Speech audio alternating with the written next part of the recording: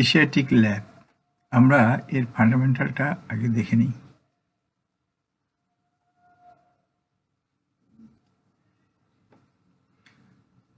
ফান্ডামেন্টালে আমরা যেটা দেখছি, ন্যাব অপেক্ষা প্রেজেন্ট প্রাইস অনেক কম,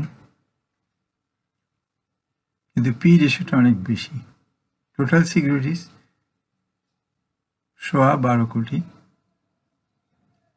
পাবলিক মেজর এবং ডাইরেক্টরদের হাতে ম্যাক্সিমাম না, পাবলিক 45%, ডাইরেক্টর 40%, ইনস্টিটিউট 13%।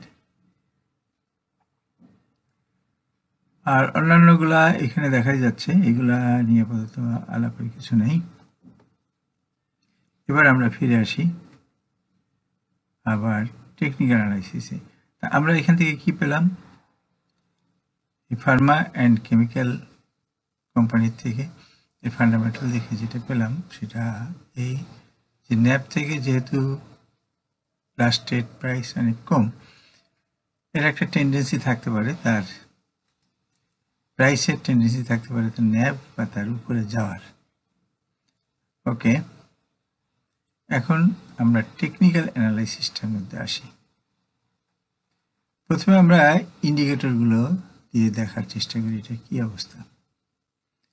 এইখানে আমরা যেটা দেখতে পাচ্ছি, ইন্ডিকেটর RSI তার 50 লাইন ক্রস করছে, অর্থাৎ এইখানে তার বাই সিগন্যালটা ছিল, তারপরে প্রাইসটা বেশ কিছুদিন যাবৎ বাড়ছে। সেকেন্ড হলো McD signal line, McD line তার সিগন্যাল লাইনকে ক্রস করছে, সেই একই জায়গায় এখানে তার বাই সিগন্যাল ছিল। আচ্ছা, এখন আমরা দেখতে পারি যে তার ওকে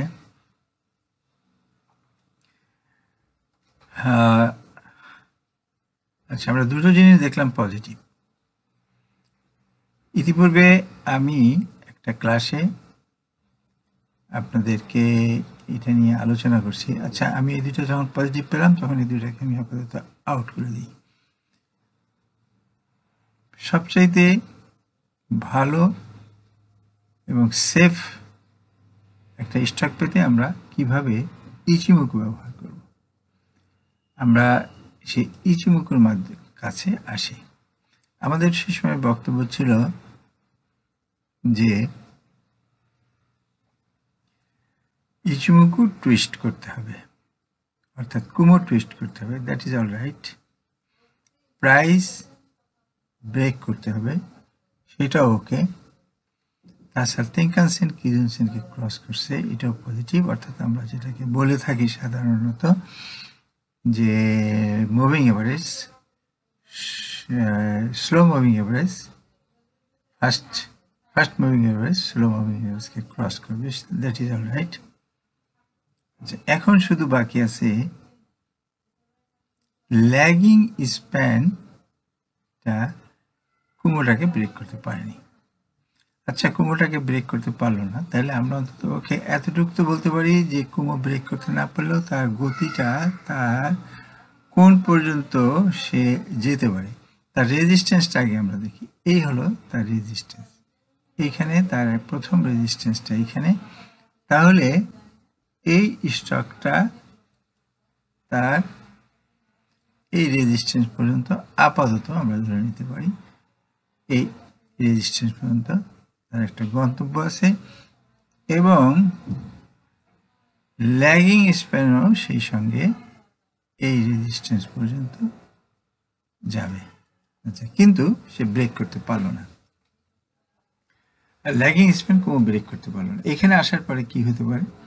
এইখানে আসার পরে সে যেহেতু ব্রেক করতে পারলো না, ধরে নিচ্ছি পারলো না, যদি পারে সেটা তো ভিন্ন কথাই, যেহেতু রাউন্ডিং বটম, সুতরাং এটা পারার কথা এবং এর রাউন্ডিং বটম হিসাবে।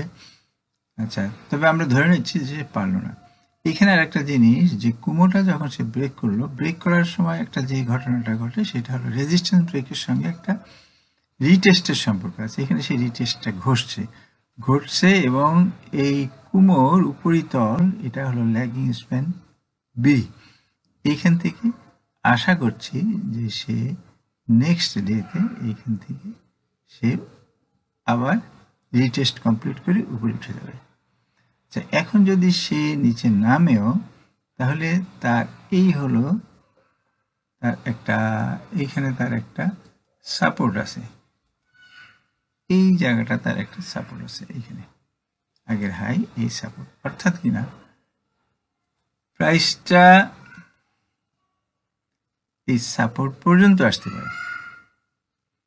আচ্ছা, এখন এই সাপোর্ট পর্যন্ত আসবে কিনা সেটা আমরা আর একটু খতিয়ে দেখি। আমি এই কুমোটাকে আউট করে দিয়ে আমি এখানে বোলিঙ্গার ব্যান্ডটা নিয়ে আসি। বোলিঙ্গার ব্যান্ডটাকে বলতেছে এই বোলিঙ্গার ব্যান্ড যেভাবে উপরে উঠতেছে তার প্রজেকশনটা অনুযায়ী তার আসার কথা এতটুকু, অর্থাৎ এই বোলিঙ্গার ব্যান্ডের প্রজেকশনটা যেখানে হবে এইখানে।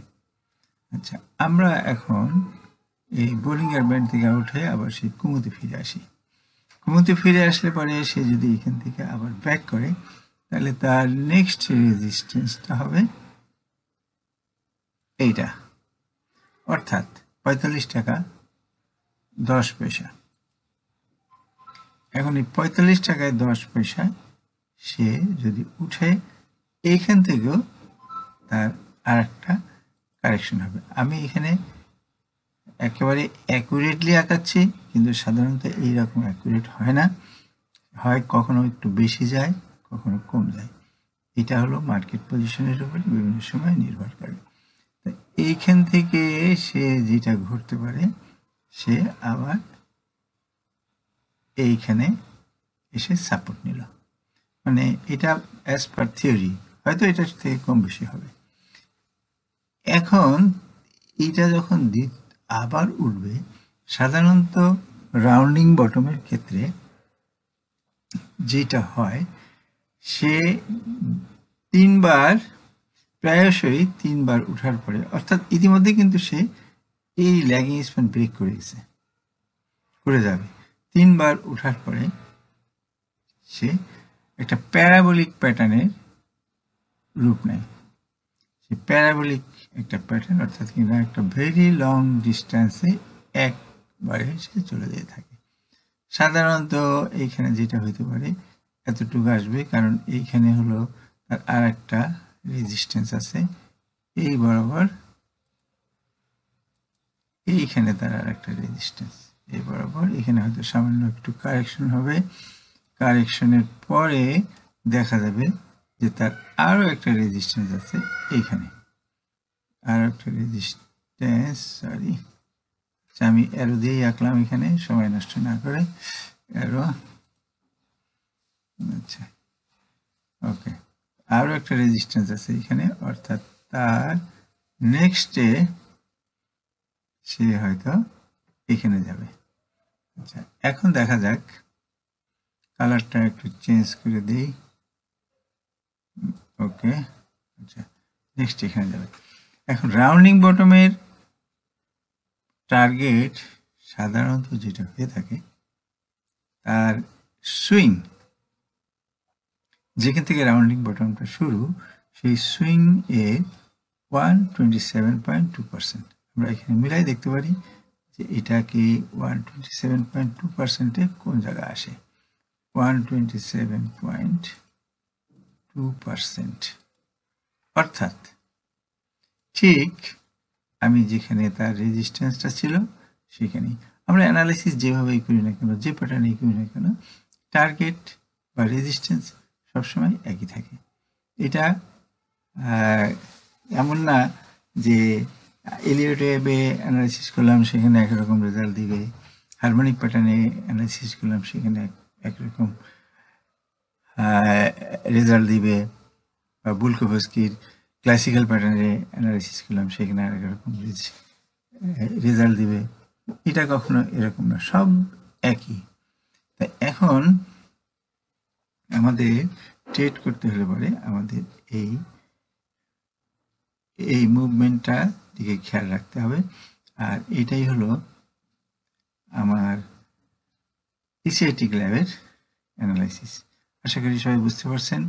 এবং এটা যখন যেইখানে যে থামবে বা যেখানে যে কারেকশন হবে, আমি চেষ্টা করব সেই সমস্ত জায়গায় এর অ্যানালাইসিস, আপডেট এবং করণীয় কী ইত্যাদি দেখাই দেব। সুতরাং এটা জানার জন্য আপনি সাবস্ক্রাইব করে সাথে থাকুন, যাতে পরবর্তীতে আপনি এর আপডেটগুলো দেখতে পারেন।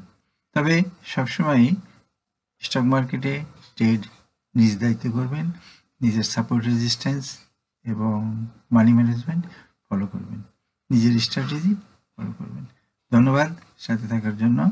ভালো লাগলে লাইক, কমেন্ট, শেয়ার করে সাথে থাকুন ও শেয়ার করুন। আসসালামু আলাইকুম। পরবর্তী আপডেট পেতে লাইক, কমেন্ট ও শেয়ার করে সাথে থাকুন। সাবস্ক্রাইব করার জন্য ধন্যবাদ। আসসালামু আলাইকুম।